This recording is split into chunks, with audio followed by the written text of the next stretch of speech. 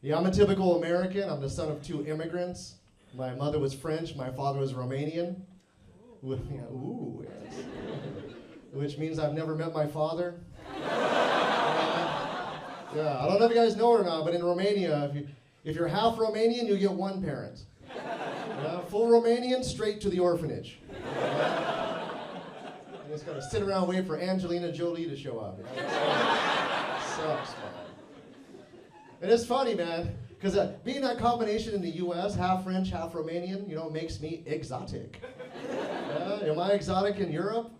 Nope. I'm a posh gypsy. That's what I am. Messed up. You guys are great. I live in Europe, man. I work in Europe, and I am a teacher, like I said, which makes sense, right? Yeah, because if Americans are known for anything, it's our level of education. Yeah. I like my job. I like my job so much, I have several other jobs. And I'm not lying either. Like 2 days ago, I was cooking in my friend's kitchen, and next weekend, I'm going to be doing some painting and construction at this guy's house. So yeah, basically, I moved from California to Europe to be a Mexican.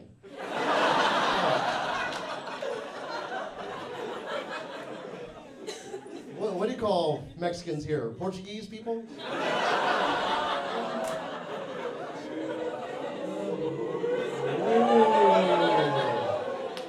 Right, somebody struck a nerve. Yeah, I like Europe, man. It's fun. I like traveling around, experiencing culture shock. Yeah, because every country I go to, I have culture shock, because as Europeans like to say, we don't have any culture. We do. Yeah, we just took all of your culture and deep fried it. Put some hot sauce on it. Now that's our culture, back off. Yeah, because we deep fry everything, man, in the States, everything. And a great example, Donald Trump.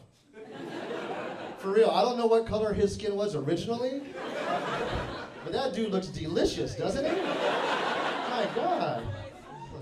America's first extra crispy president. Fantastic. It's great. He's running for president again. He was running against Joe Biden, but Joe Biden dropped out of the race. I correct that. He fell out of the race. Pretty much all he did for the whole term of his presidency. Like, he's the only dude I've ever seen that falls upstairs. It's crazy. His positions were pro-abortion and anti-gravity. That's crazy, man. Europe's fun, man. I like traveling around a lot. I just went to Poland because I don't like myself very much. I went there to do some comedy, and I like traveling around, but I travel away. I don't really travel, because sometimes when you travel, you have to make sacrifices. And that sacrifice is called taking Flixbus. Because Flixbus is not traveling. Yeah, it's more like being smuggled somewhere. It's like legal human trafficking for some reason. And the more if you take it several times, it's like being in like an abusive relationship. No matter how badly they treat you, you always come back for more. Yeah, like the last time I took Flixbus, everything that always happens. It was late. The Wi-Fi wasn't working. The toilet was broken. The driver was smoking cigarettes on the bus. And I got home and I was like, you know what? I'm never taking Flixbus again. No matter what, I'd rather walk. Yeah. And then the next morning I got an email with a promo code.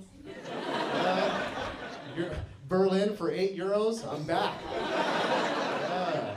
It's my fault, not yours. And every time you take it, you think it's going to be better than the last time, but it's always like measurably worse. And the worst part is when you think you're going to have a great time, you go there and you're waiting in line with all these people, and then you see the people you're waiting in line with, and then you realize, I'm one of these people. Yeah. But I have a promo code, so I'm better. And the one thing you can always count on is you see the one person walking around talking to themselves, kicking a plastic bag, and they're going to try to sit right next to you. Yeah, but they have a great solution for this. For a few extra euros, you can buy the seat next to you, and nobody else can sit there. Yeah, it's totally messed up, but it works. But the problem is, if you're taking Flixbus, you do not have extra euros. No, if I'm going to Berlin, my priorities are drugs, food, and seat. Yeah? So I came up with a brilliant solution for this. This is what I do, guys. You can use it. It works every single time. Yeah, what you do is you reserve the window seat, and then you show up early, and then you just pour water in the seat next to you. It works. Have you ever sat in strange liquid? Yeah, you get up pretty fast, right? Especially as a Flixbus, like who knows what it is or how long it's been there. Crazy, man. I wanted to take a train originally. I like taking trains, especially in Europe. They're so nice, but I looked it up, and the only trains going from Vienna to Krakow were Deutsche Bahn. And I'm not taking a German train to Poland. That doesn't end well. Yeah, it's crazy. Yeah, then after that, I traveled here today, I took a means of travel I've never taken before, and I'll probably never do it again. It's BlaBlaCar. Yeah, I don't know if you've taken it or not, but it's a ride-sharing application. So what I was doing is I was going and finding someone who's driving in the same direction, and I matched with this person, and then I went and met a complete stranger and got in their car. And then we started driving, and the doors locked, and I was like, what am I doing? I would never do this back home, This is like Tinder for kidnapping. Yeah, it was worse than being kidnapped because he talked to me about Scientology for 4 hours. Terrible. Huge Tom Cruise fan, though. Yeah, and I always forget, how different it is in Europe than where I grew up, And I realized it last night because I went to order some food late at night. And I don't know if you know this or not, but now you can have sex toys delivered. Yeah. You can have sex toys delivered by a food delivery company. Yeah, it exists. Look it up and fuck up your algorithm too. Yeah. And it doesn't sound hygienic, right? Because I was scrolling through it, and I saw it and I was like, why is this here? Is this a service that's actually needed? In the history of the world, has anybody ever needed a dildo that badly? That you're going to have it delivered at 3 o'clock in the morning? Yeah, on an electric scooter by an immigrant? And I wonder how they deliver it. If they deliver the food in that square bag. Yeah, keep it nice and warm. So when they show up, it's all flexible, ready to use. And then I was thinking about the poor guy that has to deliver it. Yeah, think about this. He has to go into a sex shop at 3 in the morning, looking like a total creep, right? And then he walks inside, there's a giant dildo on the counter, and he's like, what has my life become? And then he grabs it, and he throws it in his bag, jumps on his bike, starts pedaling. But every time he pedals, it bounces around, it's poking him from behind, constantly challenging his sexuality.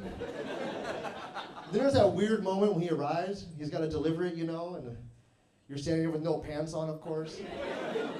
And then he hands you your brand new, nice, warm dildo. Do you want to go upstairs and use it immediately?